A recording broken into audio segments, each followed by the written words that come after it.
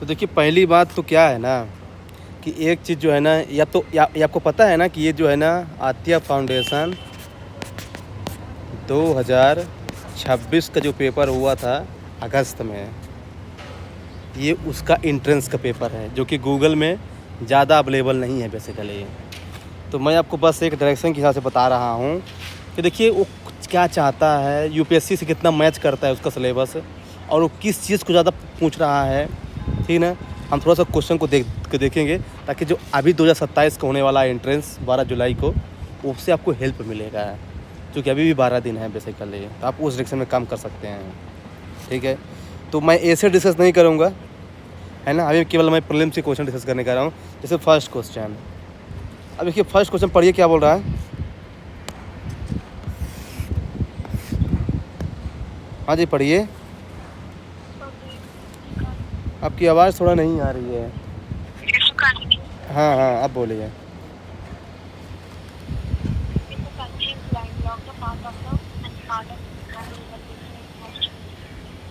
देखिए क्वेश्चन बोला कि if a country is both land locked in part of the Mekong river basins it must be.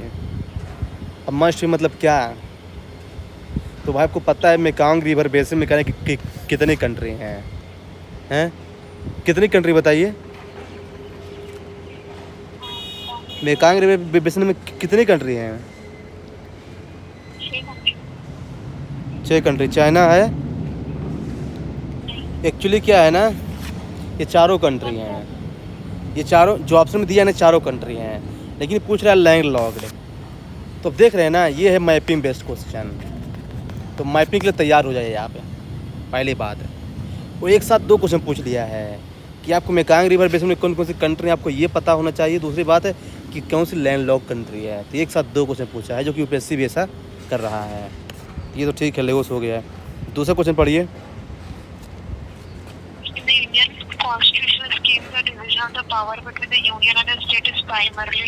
One of the easiest question basically. Division of power का मतलब ही होता है federal. तो ये तो ठीक है, जहाँ आसान क्वेश्चन है। थर्ड क्वेश्चन पढ़िए। अब देखिए जो थर्ड क्वेश्चन है ना इंटर स्टेट काउंसिल पे है। अब देखिए इंटर स्टेट काउंसिल पे क्वेश्चन है, तो इसमें सबसे ज़्यादा जानते क्या ध्यान देने वाली बात है, जो मैंने गलती की थी एग्ज़ाम हॉल में, मैंने इसका आंसर देखिए डी लगा दिया था, एक्चुअली गलत है। पूछ रहा है इनकरेक्ट हो, और मैंने इनकरेक्ट जो है ना पढ़ा ही नहीं, तो देख लीजिए, इसे बोलते हैं ब्लंडर, इसे बोलते हैं ब्लंडर बेसिकली। हाँ अब फर्स्ट वाले में क्या बोल रहा है कि ये परमानेंट है इंटर स्टेट काउंसिल। अरे भाई जब फाइनेंस कमीशन परमानेंट नहीं है तो ये कैसे परमानेंट होगा, मेरे को एक आंसर बताइए आप। जब ज़रूरत होती है तब इसको बनाया जाता है प्रेजेंट के ऑर्डर के, तो ये परमानेंट नहीं है, फर्स्ट गलत है। और फिर थर्ड वाला बोल रहा है कि इसका रिकमेंडेशन बाइंडिंग है। कोई भी काउंसिल उसका रिकमेंडेशन बाइंडिंग है नहीं। हाँ एक का बाइंडिंग है, जीएसटी काउंसिल का, इसका कैसे बाइंडिंग होगा, क्या सुप्रीम कोर्ट थोड़ी है ये। थर्ड भी गलत हो गया, तो इसका आंसर 1 और 3 होगा। मैंने इनकरेक्ट नहीं पढ़ा था, मैंने इसका आंसर डी लगा दिया था एक्चुअली। तो क्या है ना कि छोटी सी मिस्टेक जो आपको मैगी पड़ सकती है, देख लीजिए, इसे कहते हैं ग्रेट ब्लंडर बेसिकली। तो ऐसी चीज़ को अवॉइड करना है। फोर्थ क्वेश्चन पढ़िए।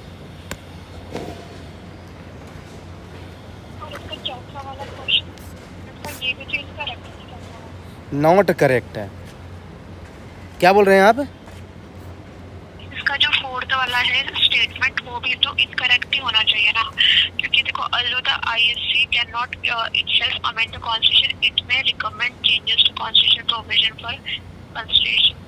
फॉर्मली ये थोड़ी रिकमेंड करेगी। क्यों रिकमेंड नहीं कर सकता? आपको पता है इसका कौन हेड होता है, इंटर स्टेट काउंसिल का कौन हेड होता है?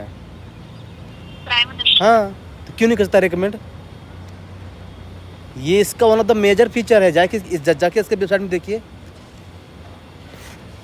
इसका one of the major feature है इंटर स्टेट काउंसिल का। इंटर स्टेट काउंसिल में मेनली जो रहेगा ना, जो डेलिब्रेशंस वाली बात रहेगी कि स्टेट्स और सेंटर्स के बीच में किसी भी पॉइंट्स के ऊपर बातचीत होगी जहाँ पर, बट ये पार्लियामेंट में कॉन्स्टिट्यूशन की बात करता है मेरे हिसाब से। नहीं, आप जाके देखिए इसकी वेबसाइट में, लक्ष्मीकांत में नहीं, इंटर स्टेट काउंसिल खोलिए, उसमें उसके अंदर जाए, आपको मिल जाएगा पॉइंट। ये पॉइंट सही है। रिकमेंड कर सकता है, रिकमेंड कर सकता है, क्योंकि इसको कोई सरपंच थोड़ी हेड कर रहा है कि रिकमेंड नहीं कर, प्राइम मिनिस्टर इसको हेड कर रहा है। अगर पीएम को लगता है कि ये चीज़ गलत है, क्यों रिकमेंड नहीं कर सकता? ये थोड़ी बोल रहा है कि ये करेगा अमेंडमेंट, ये थोड़ा रिकमेंड कर सकता है कि हाँ मेरे हिसाब से ऐसा होना चाहिए। ये सब बोल सकता है ना कि मेरे हिसाब से ऐसा होना चाहिए। तो मतलब क्या है, रिकमेंड ही तो है।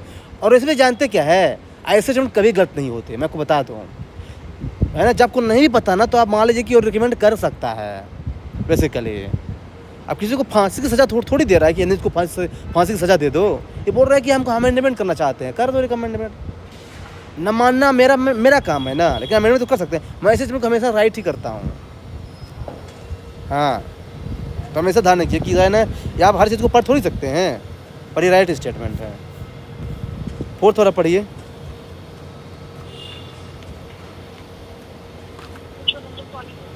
आपकी आवाज़ नहीं आ रही है।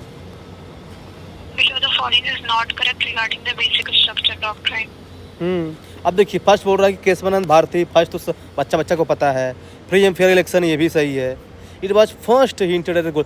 मान लीजिए आपको नहीं भी पता ना, तो फर्स्ट जब भी वर्ड लगा देना, हटा दीजिए उसको, क्योंकि ज़्यादा चांस वो गलत ही देता है। फिर भी आपको पता होना चाहिए कि फर्स्ट जो है ना, ये गोलकनाथ केस में नहीं आता। फर्स्ट कब आया था? बेसिक स्ट्रक्चर तो केशवानंद भारती में आया था। नहीं, बेसिक स्ट्रक्चर डॉक्ट्राइन आया था केशवानंद भारती केस में। ये क्वेश्चन क्या बोल रहा है? It was first hinted in Golaknath case where the court use the term basic structure. मतलब सबसे पहले किस टर्म, इस टर्म का यूज किस केस में किया गया था? वहाँ से बेसिक स्ट्रक्चर डॉक्ट्राइन प्रोपाउंड किया गया था। यूज सबसे पहले सज्जन सिंह केस में किया गया था 1965 में। हाँ, सज्जन सिंह केस। तो देखिए कितना माइन्यूट इन्फॉर्मेशन आपको पता होना चाहिए। नेक्स्ट क्वेश्चन पढ़िए।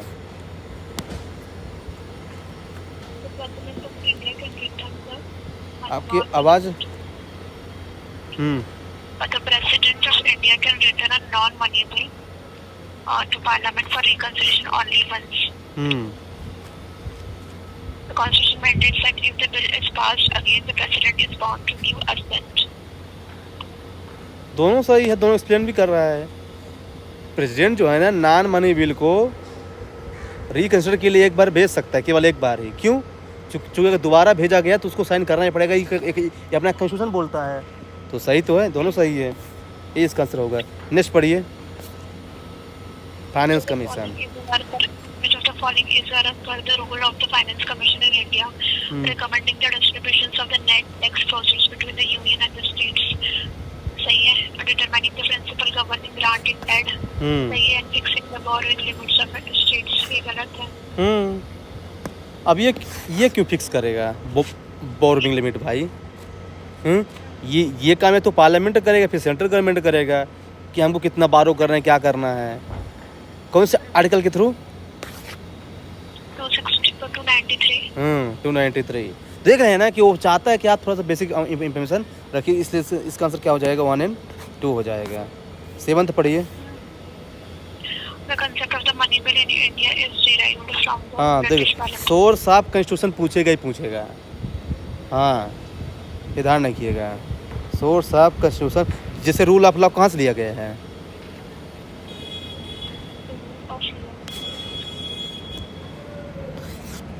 ब्रिटेन से लिया गया है। तो सोर्स ऑफ जो कॉन्स्टिट्यूशन है ना, उसको अच्छे से याद कर लीजिए बेसिकली। नेक्स्ट पढ़िए क्वेश्चन।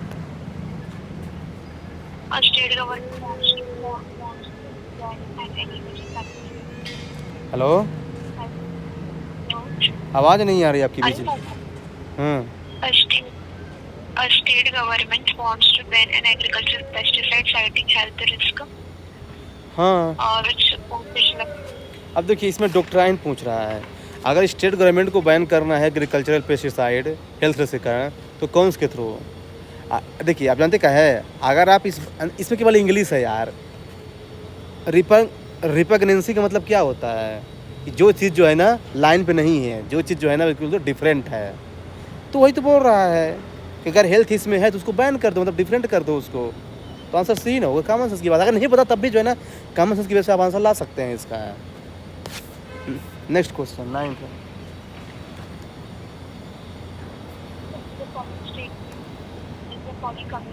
हेलो, आपकी बीच बीच में आवाज़ नहीं आती थी। आवाज क्यों नहीं आ रही है? एकदम हाँ, ईयरफोन पकड़ के तो रखा है मैंने। अब आ रही है, ऐसा बोलिए, ऐसा जैसा बोल रहे हैं अभी आप, बोलिए। Arrange the following committee in chronological order of their establishment.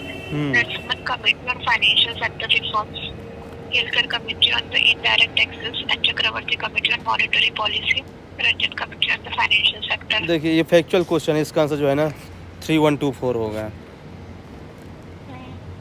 हाँ कल ही पढ़ा चक्रवर्ती कमेटी 1985 की और नरसिम्हन कमेटी 1991 की। वहाँ से आ जाता। केलकर कमेटी जो है 2002 में बनी थी और रंगराजन 2008 की है।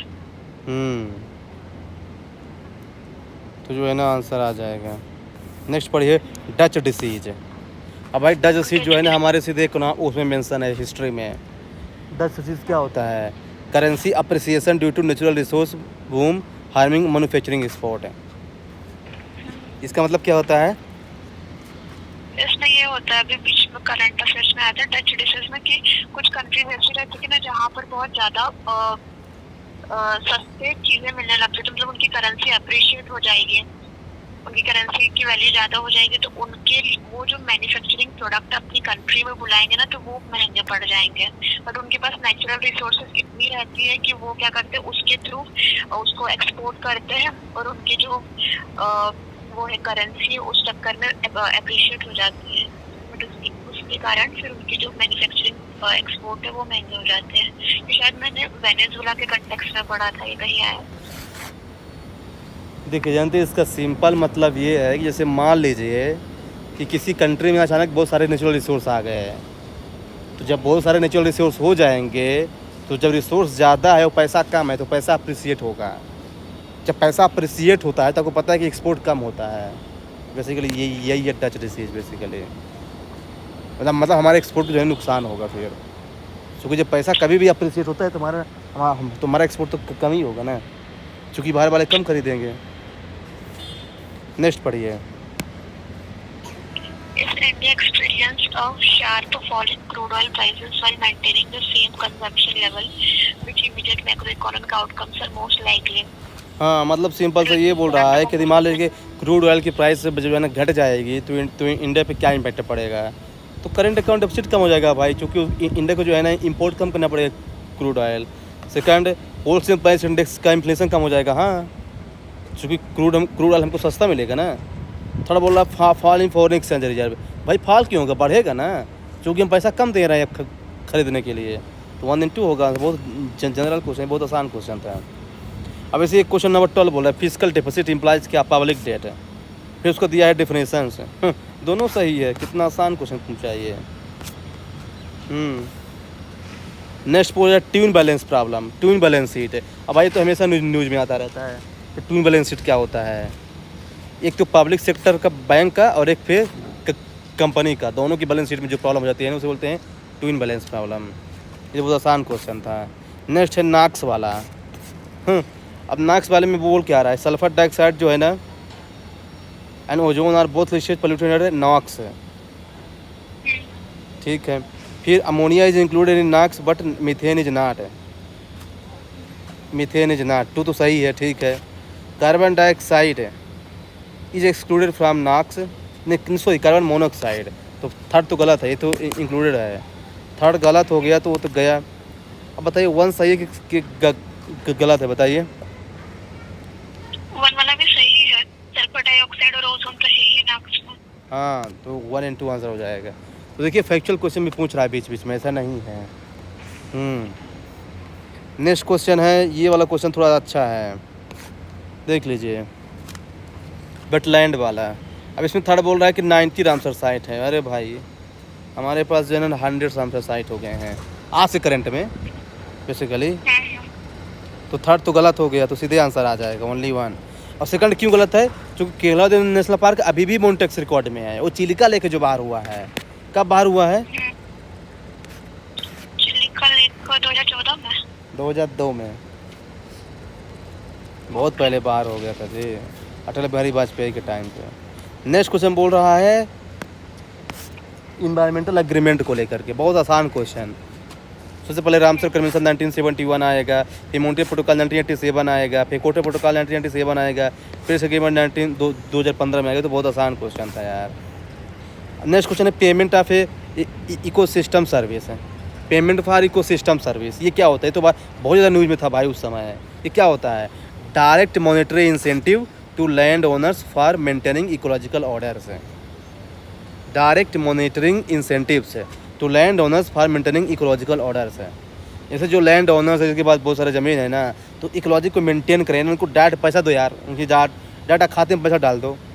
ये सिस्टम लगा गया है पेमेंट फॉर इकोनॉमिक सर्विस। देखिए ऑनलाइनर टर्म देखिए पूछ रहा है ये बेसिकली ये है। ऐसे पूछा है बायोलॉजिकल डाइवर्सिटी वाला है कि provides for the biological management committee at local level. हाँ, this is to ensure that decentralised documentation. Hello hello. हाँ, तो देखिए ये this is to ensure that decentralised documentation and sustainable use of biological resource. ये भी सही है। इसका आंसर जो है ना ये है बेसिकली। 18 का आंसर क्या होगा बताइए? 18 का in India the Biological Diversity Act provides for the creation of the Biodiversity Management Committee at local level। सही है ये statement. This is to ensure decentralized documentation, sustainable use of biological resources। ये भी सही है। दोनों सही है दोनों। और एक्सप्लेन भी कर रहा है। इसका आंसर ये होगा। 19 नंबर देखिए कॉप 30 देखिए पूछ दिया बेला में जो हुआ था, है ना। अब इसका थर्ड वाला देखिए, Brazil plans to shift the venue due to high cost है। ऐसा कोई कंट्री कहेगा कि मेरे पास हाई कॉस्ट है तो मैं शिफ्ट करना चाहता हूँ प्लान? कभी नहीं करेगा। थर्ड वाला हटा दीजिए, बाकी 1 और 2 सही है। इररेलेवेंट स्टेटमेंट दिया है बेसिकली, इररेलेवेंट है। फिर देखिए ये वो क्या बोला, ग्रीन हाउस गैस के बारे में पूछ रहा है अरेंज करने के लिए। तो सबसे ज़्यादा एनर्जी होता है, एनर्जी से होता है ग्रीन हाउस गैस के एमिशन, फिर एग्रीकल्चर से होता है, फिर इंडस्ट्री को होता है, लास्ट में ट्रांसपोर्ट है। तो इस हिसाब से इसका आंसर जो है ना सी हो जाएगा। ये मेरा क्वेश्चन गलत था बेसिकली। एनर्जी, एग्रीकल्चर, इंडस्ट्री, फिर ट्रांसपोर्ट है। पब्लिक गुड्स के बारे में बताना है नेक्स्ट क्वेश्चन से। अब बताइए, irrigation water in the canal network है। अब मान लीजिए कि हमारा भी खेत है और आपका भी खेत है, और सरकार ने बोला कि जो है ना कि हम जो है ना इरिगेशन लाएंगे कैनाल के थ्रू। तो जिसका खेत पहले पड़ेगा तो उसके खेत में ज़्यादा पानी जाएगा, और जिसका खेत बाद में पड़ेगा उससे खेत में पानी कम जाएगा। तो हम आप आपस में लड़ जाएंगे ना कि नहीं भाई हम तो अप स्ट्रीम में हैं, आप डाउन स्ट्रीम में हैं, आपको ज़्यादा फ़ायदा मिल जाएगा। तो ये क्या है? राइवलियस है। और जो राइवलियस होता है ना वो पब्लिक गुड्स हो ही नहीं सकता। थर्ड को हटा दीजिए, 1, 2, 4 आंसर आ जाएगा। तो पब्लिक गुड्स केवल 2 ही कैरेक्टरिस्टिक है, एक तो एक्सक्लूडेबल नहीं होना चाहिए और दूसरा वो राइवलियस नहीं होना चाहिए। हाँ, नेक्स्ट क्वेश्चन बोल रहा है ग्रीन क्रेडिट प्रोग्राम के बारे में। उसका मेन ऑब्जेक्टिव क्या है ग्रीन क्रेडिट प्रोग्राम का? फर्स्ट ही होगा to provide tradeable credit for the environmental beneficial actions है बेसिकली, यही होगा ना। बेसिकली फिर नेक्स्ट क्वेश्चन है इस पे बेसिकली। ये क्वेश्चन थोड़ा अच्छा है बेसिकली। अब देखिए जानते क्या, ये भी मेरा क्वेश्चन गलत हुआ। जानते क्यों? क्या पूछा है? इनकरेक्ट, और मैंने करेक्ट लगा के इसका आंसर लगा दिया तो बेसिकली इनकरेक्ट पूछा था फर्स्ट। तो क्या है ना कि इनकरेक्ट कौन कौन सा है इसका बेसिकली? नहीं सॉरी मेरा सही है। जानते क्या है? देखिए हाँ, एक तो क्या है ना कि 1 तो सही है, 1 तो सही है ना। हाँ, थर्ड गलत है क्योंकि हीट वेव जो है ना अभी भी जो है ना डिजास्टर में नहीं आता है। तो जब थर्ड गलत है तो फिर सेकंड भी गलत होगा क्योंकि ड्रॉट्स है डिजास्टर में। तो इसका क्वेश्चन को ध्यान से पढ़ना बहुत ज़रूरी है। नेक्स्ट पूछ रहा है ब्लू कार्बन। देख लीजिए कॉप की मीटिंग से 2 क्वेश्चन आया हुआ है ब्लू कार्बन। अब थर्ड वाला बोल रहा है कि जो CCC है ना, कंट्री एक्सक्लूड ब्लू इकोनॉमी। ये भाई क्यों करेगा भाई ब्लू इकोनॉमी के? भाई इसमें बहुत ज़्यादा बोल वाला है, बोल रहा है कि एक्सक्लूड करता है। पागल है क्या? हटा दीजिए थर्ड वाले को। तो 1 और 2 सही है, लेकिन कॉमन सेंस भी आंसर आ सकता है। अच्छा देखिए स्टेट ऑफ फॉरेस्ट रिपोर्ट है, हालांकि मेरे हिसाब से जानते क्या है, ये इसका ऑप्शन गलत है। तो जानते कि चूँकि सेकंड बोल रहा है कि India forest tree cover account for over 25%, नहीं 24% के आसपास है। 25% से ज़्यादा नहीं हुआ है अभी, तो सेकंड वाला गलत होना चाहिए। लेकिन क्या है ना कि इसने इसका आंसर 1 और 2 दिया है बेसिकली। थर्ड तो गलत ही है, चूँकि लॉस नहीं इंक्रीज हुआ है मैंग्रोव से, तो ये पॉजिटिव है इंडिया के लिए। मैंग्रोव जो है ना इंडिया में इंक्रीज हुआ है, बोल रहा है लॉस हुआ है, तो थर्ड तो गलत हो गया, लेकिन इसका आंसर का सेकंड भी गलत है, क्योंकि 25% से कम है। ये वो जो आप बोल रहे हो ना, वो 24% ट्री का सिर्फ है कि ट्री कवर है, मतलब फॉरेस्ट कितना है, बट इसमें ट्री भी ऐड करा था ना, ट्री कवर को मिलाएंगे तो ज़्यादा हो ही जाएगा। नहीं, दोनों मिला के 25% से कम ऐसा है मेरे। और लिखा ओवर 25%, तो मतलब ओवर मतलब वो नहीं, account for over in general बोल रहा है, तो 24 पॉइंट समथिंग समथिंग है, तो हम कंसीडर कर सकते हैं। ओवर यहाँ मोर देन के कंटेक्स्ट में नहीं बोल रहा है। लेकिन जानते क्या है, अब देखिए अब यहीं पे क्या है ना, अब यहीं पे मान लीजिए कोई आंसर 1 और 2 लगा देगा, कोई आंसर ओनली 1 लगा देगा, यहीं पे होगा सब्जेक्टिविटी। अब तो यहाँ पे दोनों ऑप्शन हो सकते हैं बेसिकली ना। ठीक नहीं, यहाँ पे तो ऑप्शन का फ़ायदा मिल रहा है स्टूडेंट्स को, क्योंकि ऑप्शन ही नहीं तो आपको 1 और 2 लगाना ही पड़ेगा। लेकिन मान लीजिए अगर यहाँ पे ऑप्शन ओनली 1 भी होता ना, तो ये क्वेश्चन जो है ना फिर हो जाता डिस्प्यूट में। तो क्या है ना कि एग्जामिनर को थोड़ा क्लेरिफाई करके रखना चाहिए बेसिकली कि क्या बोलना चाहता है बेसिकली। अबाउट वर्ड यूज़ करे ना वो, अगर वो बोलना चाहता है कि अराउंड, अबाउट या नियरली, ये ओवर क्या होता है भाई, ओवर क्या होता है? मतलब कुछ भी बोले जा रहा है, क्योंकि अभी भी गवर्नमेंट की वेबसाइट बोलती है कि 25% से कम है, 24 पॉइंट कुछ है। ये मैं बोल रहा हूँ आपको। नेक्स्ट पढ़िए questions. The company uses captive power plant running on solar energy for its own manufacturing operations. Which benefit can it claim under the current Indian policy? तीनों सही है, उसमें क्या है? बेनिफिट्स पूछ देना तो सब अच्छी चीज़ डाल दो उसमें। पॉजिटिव क्वेश्चन तो पॉजिटिव आंसर होगा। अब देखिए ये क्वेश्चन अच्छा था। अब देखिए सिंथेटिक, हाँ पढ़िए। A country deploy a satellite with both satellite aperture radar and multispectral optical sensor for maritime domain awareness. Given India's security concerns, which combinations of users would be most plausible? Detecting unregistered fishing vessels in ये तो होगा ही। Identifying अलग-अलग problems affecting coastal economy, monitoring crop movement. लेकिन इसका जो fourth statement है ना वो गलत है। Tracking ballistic missile re entry track, नहीं इसको ट्रैक नहीं कर पाएगा, इतना भी अभी एडवांस नहीं है। इसका आंसर इसने 1, 2 और 3 दिया है बेसिकली। इसका आंसर की है क्या आपके पास? ये आंसर किसे बता रहे हो आप? क्या आपको बाद में सर्च किया था? आंसर किसे बता रहा हूँ, अब मेरे पास आंसर की नहीं है। इसका आंसर जो है ना उन्होंने 1, 2, 3 ही माना था। यहाँ पे देखिए गलत भी हो सकता है, हालांकि मैंने चारों लगाया था इसका आंसर बेसिकली। लेकिन क्या है ना कि देखिए ये तो मुझे लग रहा था सही ही होगा, क्योंकि सिंथेटिक अपर्चर रडार है, ये तो इतना एडवांस है, और ये मल्टी स्पेक्ट्रल ऑप्टिकल सेंसर, ये भी जब साइंस टेक में पढ़ा था तो बहुत सारी चीजें कर सकता था, तो हो सकता है ये भी कर सकता है ट्रैक। इसमें क्या है कि बैलिस्टिक मिसाइल की री एंट्री को ट्रैक करना है, तो ये तो कर सकता होगा ना। लेकिन आपको पता है ना बैलिस्टिक मिसाइल कहाँ जाती है? वो री एंट्री की बात कर रहा है कि मतलब वो नहीं तो री एंट्री ठीक, लेकिन आती कहाँ से ये तो बताइए, उसका सोर्स क्या है ये तो बताइए। जैसे देखिए जैसे यूपीएससी ने इस बार उस क्वेश्चन में क्या किया है 2025 वाले क्वेश्चन में, कि जो वो माइक्रोग्रेविटी है उसको रिसर्च करने में क्या हेल्प कर सकता है, उसने क्या तीनों आंसर माना? नहीं माना ना। तो हो सकता है उसने डाइट के बेसिस से हटाया हो कि डाइट नहीं कर रहा है। आप तो ठीक है, आप जनरल बता रहे हैं ना कि ऐसा कर सकता है, लेकिन क्या आप इसके अंदर की चीज़ें जानते हैं? टेक्निकल नहीं जानते हैं। तो हो सकता है कि टेक्निकल में गया हो कि नहीं ऐसा डाइट ना करता हो। तो मैं दूसरा ये भी लिखा हुआ है यहाँ पर, मोस्ट प्लॉसिबल बोला है ना, इवन इंडिया के सिक्योरिटी कंसर्न्स विच कॉम्बिनेशन, वो भी हो सकता है, गलत है, वो भी हो सकता है, पता नहीं। लेकिन देखिए क्या है ना कि अगर ऐसे क्वेश्चन आपके गलत हो रहे हैं ना तो कोई बड़ी बात नहीं है इसमें। इसकी वजह से आपको सिलेक्शन नहीं रुकेगा, इधर नहीं, क्योंकि ये आपके ऐसे क्वेश्चन जो है ना आपके सही हो सकते हैं, गलत भी हो सकते हैं। अब जैसे ये बोल रहा है नेक्स्ट क्वेश्चन, ये आर्टिफिशियल इंटेलिजेंस वाले पे, डिफेंस एप्लीकेशंस पे, which approach balance national security with ethical safeguard, तो इसका आंसर बी होगा। Management human in loop control for any AI assisted target engagement. ये तो सिंपल, कुछ क्वेश्चन बहुत आसान थे। जैसे ये देखिए, नेक्स्ट वाला क्वेश्चन पढ़िए।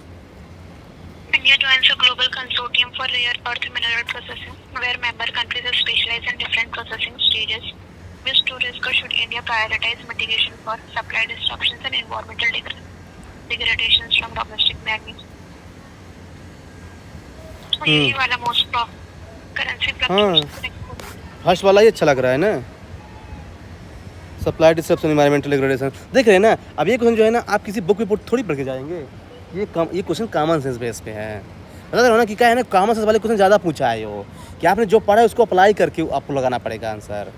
ये है बेसिकली। अब इसे ये वाला क्वेश्चन देखिए, 30 वाला। ये बोला कि इंडिया पैसिफिक, ये देखिए न्यूज़ में भी है इस समय, इंडिया पैसिफिक ओशन इनिशिएटिव, पूछ सकते हो पीएससी फिर से। India Pacific ocean initiative emphasises maritime ecological and alongside maritime security. ठीक है, securing maritime trade routes to is impossible without maintaining. अब देखिए, कोई सोचा कि यहाँ पे रेडिकल गलत होगा, ऐसा नहीं है। इसका आंसर दोनों सही है और एक्सप्लेन भी कर रहा है basically. Securing maritime trade roots is impossible without maintaining ecological sustainability. ये सही स्टेटमेंट है। तभी तो इंडिया बोल रहा है कि हमको जो है ना इम्फेसाइज कर रहा है maritime ecology along side maritime security. नहीं तो क्यों करता? अगर इंडिया को लगता है कि हम जो है ना, अगर मेरीटाइम ट्रेड को ऐसे सिक्योर कर सकते हैं बिना इकोलॉजिकल सस्टेनेबिलिटी के, तो लॉन्च ही कौन था इंडिया पैसिफिक ओशन इनिशिएटिव? तो उसका पर्पज यही था बेसिकली लॉन्च करने का। इस क्वेश्चन इस पर्सपेक्टिव से बनाया गया है बेसिकली। और इंडिया मतलब कहीं पर भी बात करेगा, कभी स्पीच देता है तो उसमें यही दो चीज को कंबाइन करके बोलेगा। स्पेसिफिकली ये थोड़ी बोलेगा कि सिर्फ सिक्योरिटी के लिए ही हम ये काम कर रहे हैं। हम लोग मतलब अच्छी बात को कंबाइन करके अपनी बात रखते हैं ना। तो ये इंडियन ओशन इनिशिएटिव भी बड़ा इनिशिएटिव है, तो वहाँ पर मैरीटाइम के साथ साथ इकोलॉजिकल सस्टेनेबिलिटी की भी बात करी होगी। हाँ वही स्टेटमेंट सही गलत मतलब सही है। हाँ, हो ही नहीं सकता ना इकोलॉजिकल सस्टेनेबिलिटी बिना मैरीटाइम ट्रेड रूट को सिक्योर करना। वही ना, मतलब कि हमेशा रेडिकल वर्ड की वजह से आपको गलत नहीं करना है, देखना है कि उसका सेंस क्या निकल रहा है। अब इसे देखिए, केस्लर सिंड्रोम। ये अच्छा क्वेश्चन है कि India's space debris mitigation strategy must account for the Kessler syndrome. If a defunct in a satellite fragment in low earth orbit, what is the most likely consequences? तो first ही होगा इसका answer. Debris impact causes chain collisions, orbit becomes unusual and ISS evacuations. ये होगा इसका answer. अब देखिए, Kessler syndrome सबको पता है, बस ने क्या पूछ दिया है उसका स्ट्रेटजी से, कि अगर हमको उसको कम करना है स्पेस डेब्रिस को, तो क्या हमारे पास स्ट्रेटजी होनी चाहिए? तो स्ट्रेटजी यही होनी चाहिए।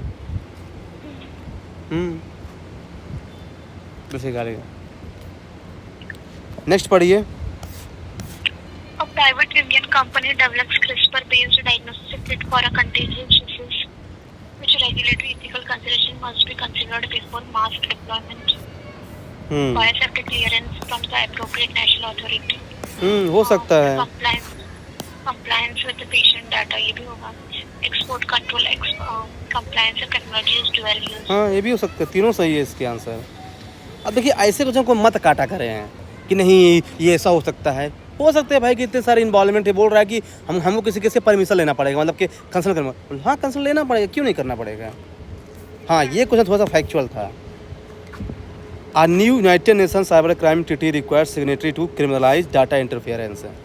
तो इसका जो है ना ए होगा, सेक्शन 66 ऑफ IT एक्ट। क्योंकि देखिए, जो सेक्शन 69 ऑफ IT एक्ट है ना, ये जानते किसकी बात करता है? Blocking public access to information से।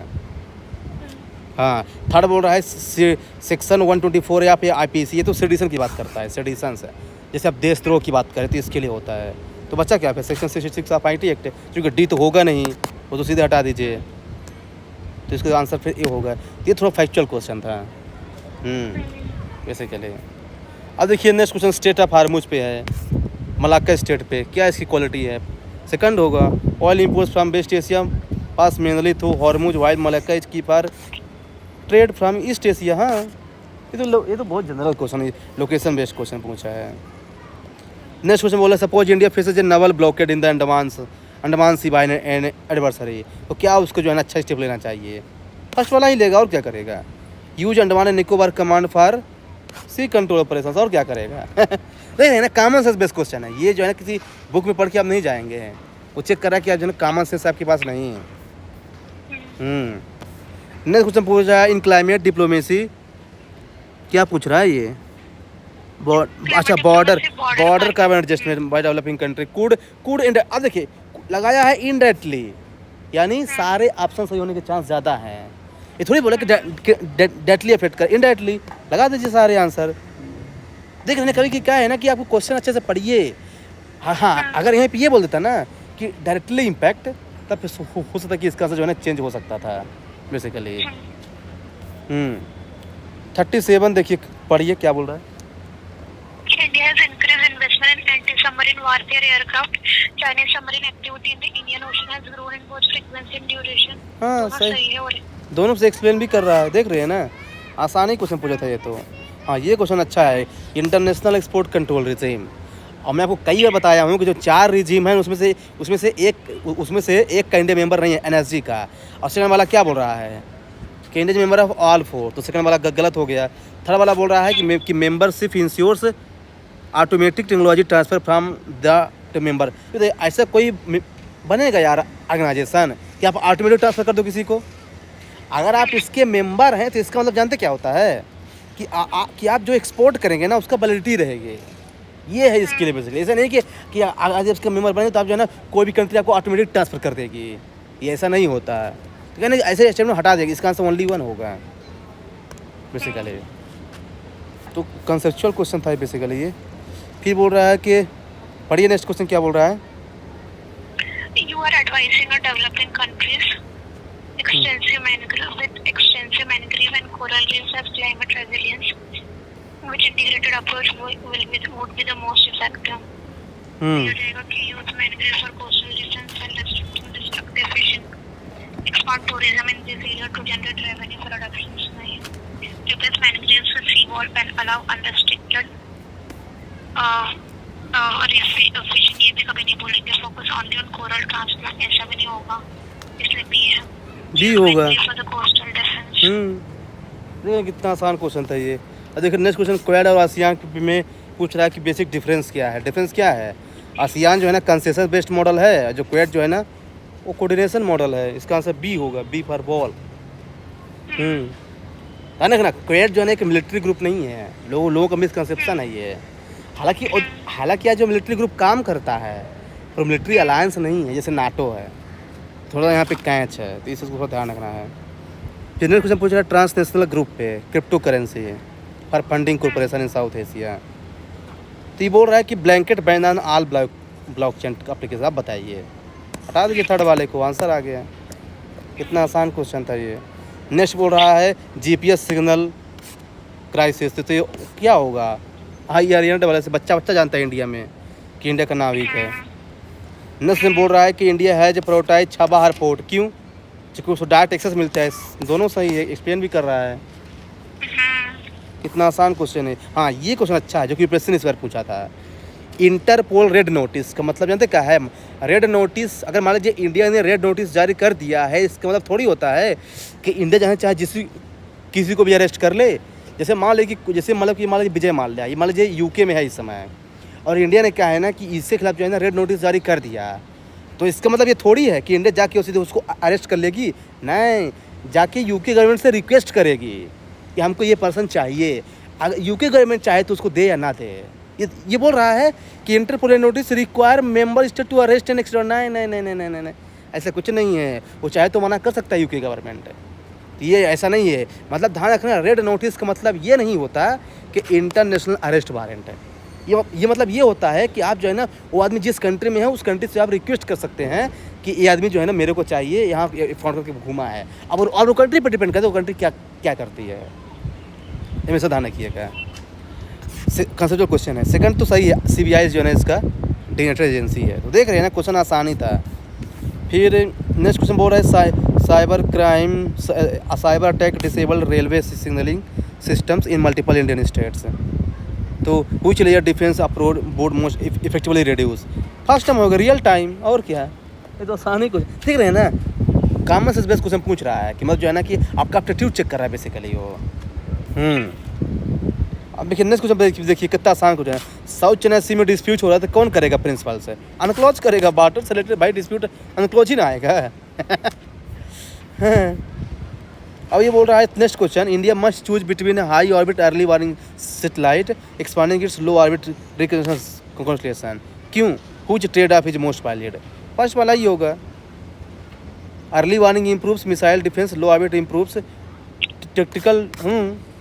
अगर हम जल्दी से वार्निंग दे देंगे तो क्या है ना कि हमारा मिसाइल डिफेंस स्ट्रांग हो जाएगा। Low orbit improves tactical intelligence की, हमको क्या है ना, देखिए हम लो अर्थ ऑर्बिट में क्यों रखते हैं सेटेलाइट, ताकि जो स्पाई इंडिया में आते हैं ना हमको उनकी माइनॉरिटी इंफॉर्मेशन पता चल सके। इसका आंसर ये होगा। देख रहे हैं ना, डायरेक्ट क्वेश्चन नहीं पूछ रहा है, वो एप्लीकेशन बेस्ड क्वेश्चन पूछ रहा है, तो इससे थोड़ा सा आपको ध्यान रखने वाली बात है। आपको वहाँ पे दिमाग ओपन करके जाना है। मतलब हाँ, खासकर यूपीएससी भी इसी टाइप क्वेश्चन इस बार पूछा था कि I mean you have to apply your knowledge to get the answers. Next question पढ़िए। 48 Breakthrough in the fusion energy promises commercial viability within 2 decades. For India, which policy shift would be most prudent? Second होगा integrate fusion prospect into long term energy planning without cutting near term renewable. हाँ, क्या India क्या बोलता है कि हम long term में focus करेंगे लेकिन शॉर्ट टर्म हमको नुकसान नहीं होना चाहिए। वो रहे मोस्ट प्रूडेंट है ना, तो यही तो करेगा इंडिया। कॉमन सेंस की बात है। 49 बोल रहा है कि बायोलॉजिकल वेपन कन्वेंशन टेक्स से वेरिफिकेशन मैकेनिज्म, ठीक है, उसमें गलत क्या है? State could not agree on intrusive inspection protocol, तभी तो ले रहा है वेरिफिकेशन मैकेनिज्म, तभी तो लायक है। जब स्टेट कुड नॉट एग्री तभी तो लायक कर रहा है वेरिफिकेशन मैकेनिज्म। कॉमन सेंस की बात है भाई, ये होगा इसका आंसर। अब देखिए ये क्वेश्चन पूछ रहा है, कुछ combination of major would most effectively strengthen India Aatmanirbhar Bharat है। एफडीआई बढ़ेगा तो ऑफकोर्स होगा इससे, चूँकि एफडीआई बढ़ेगा तो इंडिया में टेक्नोलॉजी आएगी, तो जो लोकल मैन्युफैक्चरिंग वो बढ़ेगा। Expanding negative import list for defence item, यहाँ पर कुछ लोग फंसेंगे। देखिए नेगेटिव इंपोर्ट लिस्ट का मतलब जानते क्या होता है कि हम इंपोर्ट को कम कर रहे हैं दूसरे कंट्री से। तो जब इंपोर्ट को कम कर रहे हैं इसका मतलब क्या है कि हमें इंडिजीनियस गुड्स को ज़्यादा प्रमोट कर रहे हैं, मतलब कि हम आत्मनिर्भर भारत पे फोकस कर रहे हैं। तो बात एक ही ना है, तो सेकंड भी सही है। Mandatory domestic content in all capital framework किया सर, इसका मतलब तीनों होगा, क्योंकि ये बोल रहा है ना कि कौन स्ट्रेंथन कर रहा है आत्मनिर्भर भारत को, तो स्ट्रेंथन तो करेगा ही ना ये। 51 पढ़िए। In internal security planning, which is the most likely unintended risk of extensive drone use? State police force है। तो मतलब क्या क्या हो सकता है? पब्लिक डिसेंसिटाइजेशन हो सकता है, ठीक है, ओवर रिलायंस भी हो सकता है, रिडक्शन, तीनों हो सकता है। अल्लाह बोल रहा है ना कि क्या क्या हो सकता है नुकसान बेसिकली। यदि ड्रोन्स को जो है ना कोई स्टेट पुलिस फोर्स जो है ना अगर जो एक्सटेंसिव यूज़ कर देगा तो तीनों हो सकता है ना। अब देखिए इसके आगे क्या है ना कि पैसेज है, आप सीधे आ जाइए, अभी पैसेज को बाद में करेंगे, आप सीधे आ जाइए यहाँ पे 77 क्वेश्चन में 25 क्वेश्चन जो है ना पूछा इसी साइड, ध्यान रखिएगा। 1/4 77 में आ जाइए, इसको पढ़िए। Historians use archaeological evidence to reconstruct Harappan trade patterns. ये आई लाइक दिस क्वेश्चन, ये क्वेश्चन जो है मुझे अच्छा लगा था। ये बोल रहा है कि जो हिस्टोरियंस है ना use archaeological evidence to reconstruct Harappan trade patterns. ये बोल रहा है कि if seals with Mesopotamian inscriptions are found in Gujarat, तो इसका मतलब क्या है? मतलब कि यदि मेसोपोटामियन की सील्स यदि गुजरात में मिली है तो इसका मतलब क्या है? तो मैंने थर्ड लगाया था कि Harappan participated in long distance trade where goods and cultural symbols moved both way basically. हालांकि कुछ लोग जो है ना इसमें कंफ्यूज हो सकते हैं डी वाले में भी, the site in Gujarat was under Mesopotamian political control, लेकिन ये बहुत नेगेटिव स्टेटमेंट है। क्या बोल रहे हैं? आवाज़ थोड़ा नहीं आ रही हूँ। ये कभी अपन ऐसा पढ़ा तो नहीं हिस्ट्री में कि यहाँ पर ऐसा कंट्रोल था, पॉलिटिकल कंट्रोल था मेसोपोटामियन का। वही ना। नहीं, और इसे भी कॉमन सेंस भी यूज़ कीजिए कि इसका मतलब क्या हो सकता है। या अगर मेसोपोटामियन की चीज़ें पाई जा रही गुजरात, इसका मतलब ट्रेड कर रहे थे हम, और क्या। हम पॉलिटिकल कंट्रोल थोड़ी क्लेम कर सकते हैं कि पॉलिटिकल कंट्रोल ही करते रहे होंगे। हाँ, लेकिन ट्रेड फिक्स है कि ट्रेड तो करते रहे होंगे, तभी तो आया है। अब जैसे ही बोल रहा है 70 वाला, in early Buddhist council the division between Sthaviravadi and Mahasanghika is some time compared to later Protestant Catholic difference in Europe है। Which similarity is most valid. Second वाला होगा both involve dispute over textual authority and interpretation. Yes, क्योंकि हम भाई महायाना हिनाना में difference ही mainly इसी चीज़ को लेकर के है कि दोनों जो है ना अपने अपने तरीके से उसको इंटरप्रेट किए हैं। हाँ, तो आंसर यही ना होगा फिर। नेक्स्ट है Chola naval expeditions to South East Asia are often cited as example of soft imperialism. The aimed at controlling maritime trade routes rather than direct conditions। सही है। They use cultural diplomacy alongside military force। सही है, राजेंद्र चोला यही किया था। They permanently annexed। नहीं, उनका permanently जाना नहीं था, उनको बस अपन कहना अपना जो है ना वो फैलाना था साम्राज्य, परमानेंटली वहाँ रहना नहीं था। थोड़ा हटा दीजिए 1 और 2, इसका आंसर सही हो जाएगा। तो क्वेश्चन बहुत आसान है, जैसे ये कोई बोल रहा है 80 नंबर कि which of the following development best illustrate the integration of India into the global economy। तो क्या होगा? बी होगा circulation of silver from new world mines by the middle east into the Mughal economy. ये अच्छा question है, ये medieval history से पूछा है एनसीईआरटी से। अब आपको समझ में आया क्वेश्चन ये? Which of the following best illustrate the integration of India into the global economy the late medieval में क्यों हुआ था? क्योंकि सिल्वर कॉइन्स का जो था सर्कुलेशन हुआ था middle east into the Mughal economy. समझ आ गया? फिर देखिए ये क्वेश्चन बोल रहा है थोड़ा सा बड़ा है, इनकरेक्ट पूछा। देखिए मैंने यहाँ फिर से इनकरेक्ट नहीं पढ़ा था, मेरा गलत हो गया था। इसका आंसर ओनली 3 है, क्योंकि Gwalior proclamation of 1858 promised registration of zamindari rights to hereditary landlords without reference to peasant grievances. नहीं, मैं मानता हूँ कि जो है ना कुछ लोग जो है ना जमींदारी को सपोर्ट करते थे, लेकिन ऐसा नहीं है कि हम पीजेंट से जो है ना बिल्कुल नफरत करते थे। बोल रहा है कि हम पीजेंट ग्रीवांसेस को बिल्कुल रेफरेंस ही नहीं किए, इस वजह से इसका आंसर गलत आता है। बाकी 1858 सही है, पर बोल रहा है कि without reference to peasant grievances, ऐसा नहीं है। अगर कोई प्रोक्लेमेशन आ रहा है तो ऐसा थोड़ी है कि भाई कि हम पीजेंट ग्रीवांस को बिल्कुल ध्यान ही नहीं रखेंगे। ध्यान तो रखेंगे ना, भले उसको रियल में इंप्लीमेंट ना करें, पर प्रोक्लेमेशन तो ऐसा नहीं बोलेंगे ना कि हम उसको ध्यान ही नहीं रखेंगे। बोले without reference to peasant grievances, ये गलत है। तो केवल 3rd ही गलत है इसका। अरे पूछ रहा है गलत ही है वैसे गलत है। तो कह रहे हैं कि पहली बात तो आपको ये ध्यान रखना है ना, और देखिए इसने ये हाईलाइट भी नहीं करता कि ये इनकरेक्ट है, सीधे लिख दिया है जनरल इनकरेक्ट। अब आपको ध्यान रखना पड़ेगा कि क्या पूछ रहा है इसलिए मैंने ध्यान नहीं दिया था इस क्वेश्चन में बेसिकली। फिर ये पूछ रहा है फिर ऑफ इंडियन नेशनल मूवमेंट है, यहाँ भी इनकरेक्ट पूछ रहा है। नहीं तो ये तो शायद मेरा सही था, यहाँ पे ध्यान दे दिया था। देखिए 3rd वाला गलत है ना। The NA trials while generating mass support deadly proceeded and inspired. अरे भाई एनए 1945 में हुआ है और नॉन क्वेश्चन मूवमेंट 1920 में हुआ है। ये बोले उसको इंस्पायर किया है, अरे भाई उससे खुद इंस्पायर हुआ है ये, और बोले उसको इंस्पायर किया है। 3rd गलत है, इसका आंसर 1 और 2 केवल है। देख रहे हैं ना, ये आपको जनरल आउटलाइन पता है ना, टाइमलाइन, तो आप आंसर ला सकते हैं। नेक्स्ट क्वेश्चन फिर से नॉन क्वेश्चन मूवमेंट पे है, चौरी चौरा इंसिडेंट है। क्यों बंद किया गया नॉन क्वेश्चन मूवमेंट है? Fear of escalating violence and need to preserve moral authority. Yes, जहाँ गांधी रहेंगे और नॉन वायलेंस तो होगा ही ना, कॉमन सेंस की बात है।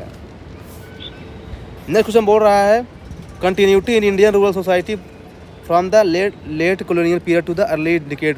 यस, ये क्वेश्चन थोड़ा अच्छा मुझे लगा था उस समय, तो मैं पढ़ा था। तो ये बोल रहा है कि ऐसी कौन सी चीज़ है जो हमारे इंडियन रूरल सोसाइटी में कॉलोनियल पीरियड से थी जो अभी भी कंटिन्यू हुआ है। कंटिन्यू ये है dominance of local elites in controlling agrarian surplus. अभी भी क्या है ना कि आप बड़े बड़े गांव में जाएंगे ना, महाराष्ट्र साइड या फिर हमारे एमपी में ही ना, तो क्या है ना कि अभी भी वहाँ कुछ जमींदार हैं जिनके ज़मीन में क्या है ना, जो वहाँ के लोग हैं ना आसपास के जाते हैं काम करने हैं, चूँकि खुद की ज़मीन नहीं है अभी भी, तो अभी भी क्या है ना लोकल डोमिनेशन है बेसिकली। हाँ, तो ये सेकंड वाला इसका आंसर सही है, ये मैंने अपनी आंखों से भी देखा है। Dominance of local elites in controlling agrarian surplus basically, तो ये सही है सेकंड वाला। मॉन्टेक चेम्स फॉर रिफॉर्म्स, तो फर्स्ट ही होगा प्रोविंशियल डायर की कितना आसान क्वेश्चन है। 86 बोल रहा है, 86 पढ़िए। In the Constituent Assembly debate, some members argued against preventive retention clauses in the Constitution, which reasoning aligned most with the liberal democratic theory. Such power inevitably lead to abuse and undermine rule of law. सही है वाला statement. क्योंकि ये बोल रहा है कि कुछ लोग जो है ना प्रिवेंटिव डिटेंशन के खिलाफ थे। क्यों खिलाफ हो गए हैं? क्योंकि उनको लग रहा था कि है ना कि हमारे रूल ऑफ लॉ को अंडरमाइन करेगा। हाँ, तभी तो अब देखिए ये जो है ना social reform temple and movement है, इसका फर्स्ट स्टेटमेंट पढ़िए, Vaikom Satyagraha sought entry to all caste है। अरे भाई ऑल कास्ट क्यों करेगा भाई, लोअर कास्ट करेगा। हाँ अनटचेबल के लिए, हाँ ये बोल रहे ऑल कास्ट, हटा दीजिए। और देखिए सीधे आंसर आ गया 2 and 3। बस क्या है ना, माइंड थोड़ा ओपन रखना है। फिर बोल रहा है क्विट इंडिया मूवमेंट और सिविल मूवमेंट में डिफरेंस क्या है, तो डिफरेंस क्या है, तीनों सही है इसका आंसर। कुछ लोग सेकंड में थोड़ा कंफ्यूज करेंगे। Quit India involve clear instructions for local governance structures post British vegetable, हाँ तो तीनों सही बेसिकली, इसका फीचर्स याद कर लीजिए। फिर नेहरू रिपोर्ट है। अब देखिए इसका सेकंड वाला पढ़िए, कितना बेवकूफ़ी वाला स्टेटमेंट दिया है ये कि it was prepared by an all British committee appointed after the appointed after the Simon commission. All British committee को अपॉइंट करेगा भाई, तो नेहरू जी ने लाया था। हाँ पागल ही है। सेकंड को हटा दीजिए तो देखिए सीधे साधा आंसर आ रहा है। हाँ सेकंड हट गया तो देखिए। और फोर्थ क्यों गलत है, it resulted in the Gandhi impact. नहीं भाई गांधी इम्पैक्ट 1931 में आया था, वो तो फर्स्ट राउंड टेबल कॉन्फ्रेंस के बाद आया था गांधी इम्पैक्ट। गांधी ने बोला कि नहीं भाई मैं फर्स्ट राउंड टेबल में उसके, हाँ तो उसका वहाँ से क्या लिंक है। नहीं 9 परमानेंट सेटलमेंट आ गया, जमींदारी सिस्टम। पढ़िए इसको। it encouraged absentee landlordism as zamindar often lived away from their estates collecting rent through the intermediaries. First सही है। Second It accelerated commercialization of the agriculture while maintaining cash revenue payment in a fixed amount. ये भी सही है। It led to steady decline in zamindari political influence. Decline नहीं बढ़ा है यार, बड़ा है। तो थर्ड वाला गलत कर दीजिए। और फोर्थ वाला क्या बोल रहा है कि it increase the bargaining power of tenants. नहीं बार्गेनिंग पावर ऑफ जमींदारी को बढ़ाया है, टेनेंट्स को नहीं। फोर्थ भी गलत है। 1 and 2 इसका आंसर सही हो जाएगा। 91 पढ़िए, खिलाफत movement. Khilafat movement regarding the Khilafat movement's decline in the caliphate was abolished in 1924, removing its central cause है। सही है ये। नहीं बट ये 1924 की बात कर रहा है ना, और ये 1920 की बात गलत। ये ज़ायरत movement boosted rural prosperity in Punjab and North West। ये थोड़ा क्वेश्चन टफ था बेसिकली। पहली बात तो इसमें इनकरेक्ट पूछ रहा है, तो फर्स्ट वाला सही है, सेकंड वाला इनकरेक्ट है। जानते क्यों, वो बूस्ट नहीं किए थे, वो भाग गए थे। ये जो हिजारत मूवमेंट है, कौन सा मूवमेंट है? boosted ये खिलाफत मूवमेंट के टाइम पे हुआ था कुछ मुस्लिम के द्वारा।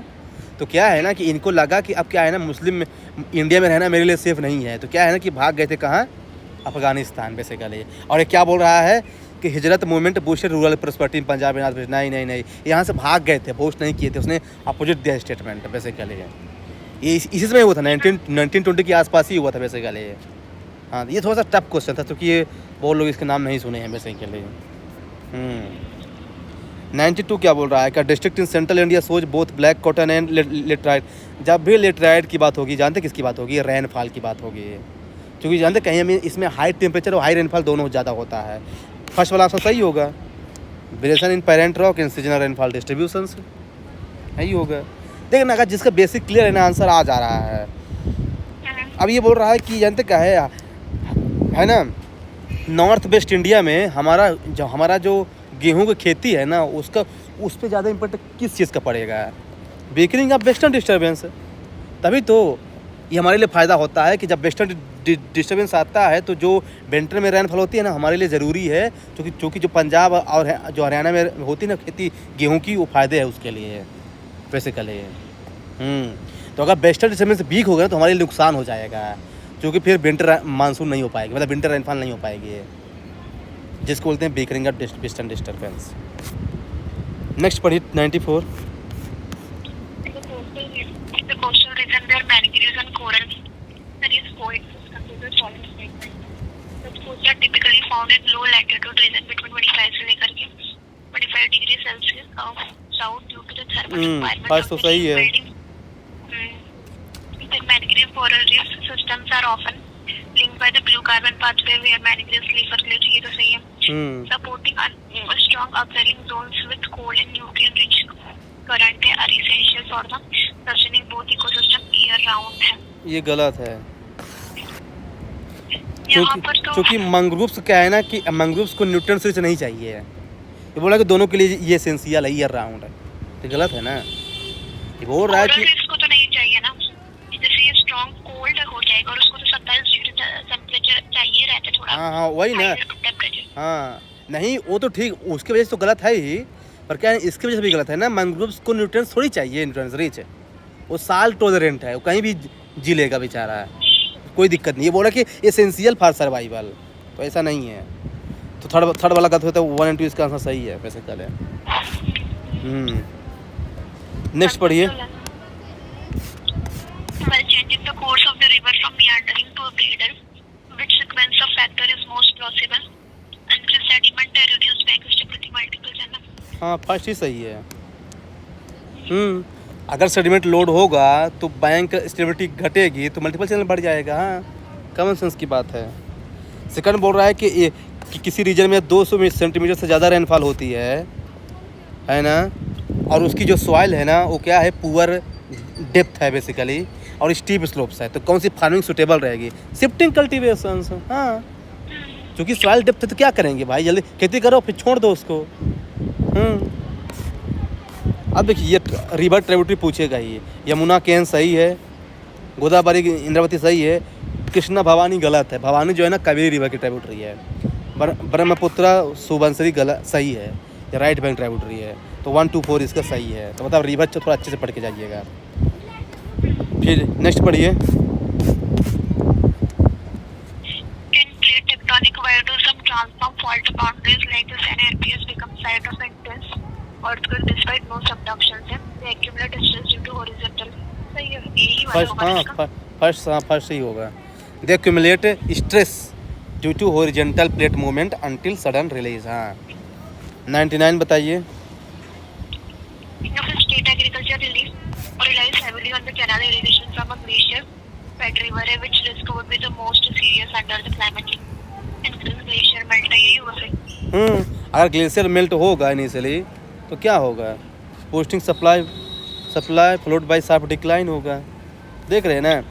नेक्स्ट क्वेश्चन बोल रहा है कि हुई soil management practice is most effective for lateral soil in high rainfall Jones.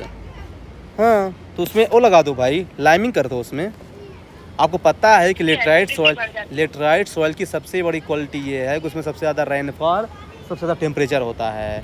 तो जब सबसे ज़्यादा रेनफॉल टेम्परेचर दोनों होगा ना तो उसकी सॉइल होती है एसिडिक है, और उसको न्यूट्रलाइज करने के लिए हमको लाइमिंग लगाना पड़ेगा, क्योंकि लाइमिंग क्या होता है, बेसिक होता है, बेस। इसलिए आंसर बी हो गया। तो देखिए क्या है ना कि जो पेपर था मैं